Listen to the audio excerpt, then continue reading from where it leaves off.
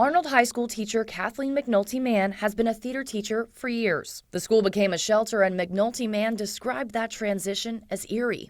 We had a mere hours to get things out of our classroom that might be personal items, and they were clearing the walls of our classroom bare, almost essentially. A native Floridian, she stayed for Michael along with her and her husband's parents. She and her husband had only been living in the home they built since March. A year later, that home is just now getting repaired.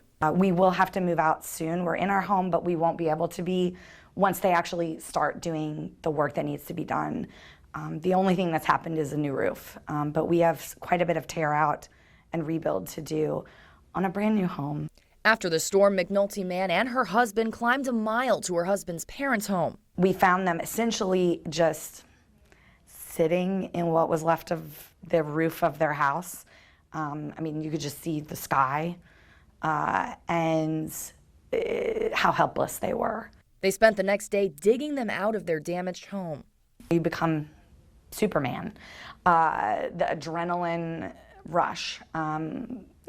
Suddenly I was very strong and I was moving trees and doing things that I normally would not, to make sure that they had a path out, because my father-in-law needed to get in a vehicle to get out. He couldn't climb or walk out. McNulty Mann said for her mental health and day-to-day routine, she needed to be back at Arnold. I needed to be with my students. I needed to see them, to talk to them. I needed to hear their stories.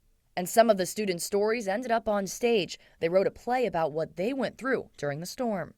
Everything from the kids who evacuated to students whose own bedrooms were destroyed shared their stories at a district festival for theater, which is covering Pensacola to Tallahassee. That opportunity gave them the chance to explain what happened not only to their peers, but to cities nearby.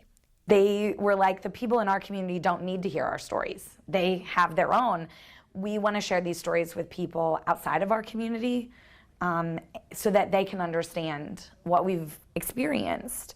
And theater is that. It's to educate, it's to express ourselves, and it's to share the human experience in a live format.